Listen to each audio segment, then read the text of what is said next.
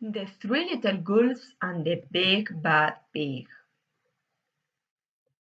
Once upon a time, there were three little gulls with soft fur and fluffy tails who lived with their mother. The first was black, the second was gray, and the third was white. One day, the mother called the three little gulls and she said, "My children, it is time for you to go out into the world. Go and build a house for yourselves, but beware of the big bad pig." "Don't worry, mother, we will watch out for him," said the three little girls. Soon they met a kangaroo who was pushing a wheelbarrow full of bricks. "Please, will you give us some of your bricks?" asked the three little girls. "Certainly," said the kangaroo, and she gave them lots of bricks. So the three little girls built themselves a house made of bricks. The very next day, the big bad pig saw the house made of bricks that the little gulls had built. The three little gulls were playing in the garden. When they saw the big bad pig coming, they ran inside the house and locked the door. The pig knocked on the door and grunted, little gulls, let me come in." "No, no, no, by the hair of our teeny tins, we will not let you in, not for all the tea lives in our china teapot," said the three little gulls. "Then I'll huff and I'll puff and I'll blow your house down," said the pig. So he huffed and he puffed and he puffed and he huffed, but the house didn't fall down. But the pig wasn't called big and bad for nothing. He went and fetched his sledgehammer, and he knocked the house down. The three little gulls only just managed to escape before the bricks crumbled, and they were very frightened indeed. "We shall have to build a stronger house," they said. Just then they saw a beaver who was mixing concrete in a concrete mixer. "Please, would you give us some concrete?" asked the three little girls. "Certainly," said the beaver, and he gave them buckets full of concrete. So the three little girls built themselves a house made of concrete. No sooner they had finished the house, the big bad pig came and saw the house made of concrete that the little girls had built. They were playing in the garden, and when they saw the big bad pig coming, they ran inside their house and knocked the door.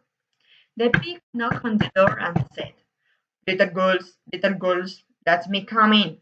"No, no, no, by the hair of our teeny tins, we would not let you in, not for all the tea lives in our china teapot," said the three little girls. "Then I'll huff and I'll puff and I'll blow your house down," said the pig. So he huffed and he puffed and he puffed and he huffed, but the house didn't fall down. But the pig wasn't called big and bad for nothing. He went and fetched his drill and he smashed the house down. The three little girls tried to escape, but their teeny tins were trembling and trembling and trembling. "We shall have to build a stronger house," they said. Just then they saw a rhinoceros with a truck full of iron bars and metal padlocks. "Please, would you give us some of your iron bars and metal padlocks?" they said to the rhinoceros. "Sure," said the rhinoceros, and he gave them the iron bars and the metal padlocks.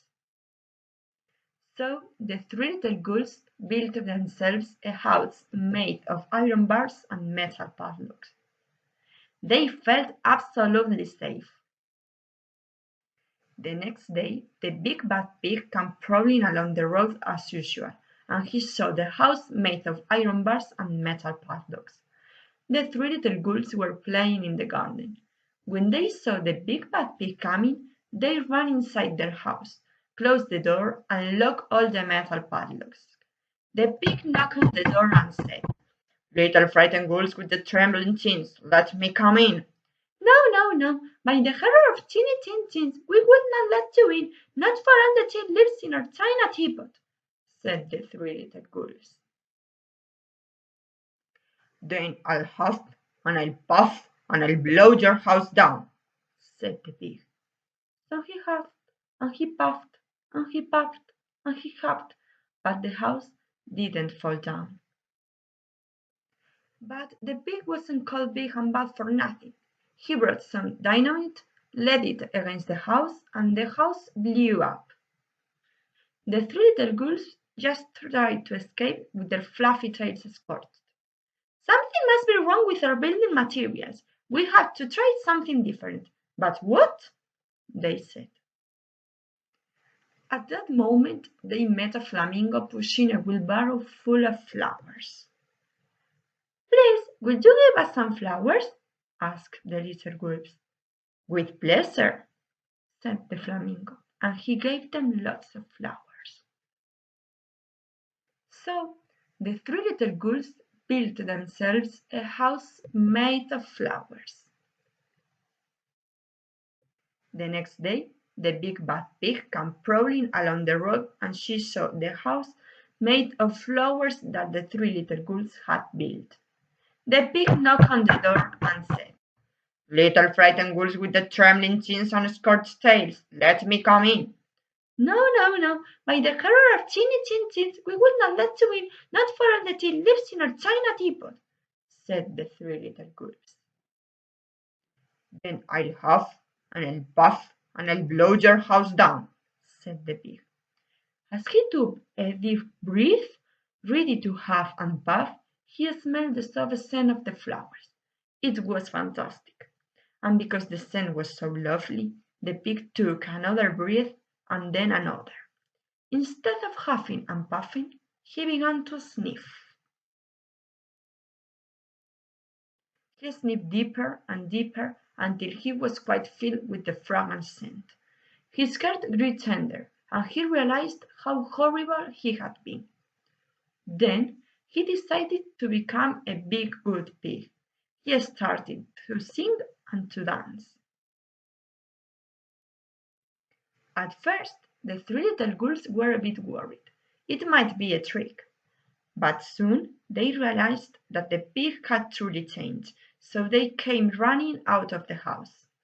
They started playing games with him, and they drank and ate together. The girls offered him tea and strawberries and asked him to spend time with them as long as he wanted. The pig accepted, and they all lived happily together ever after. The end.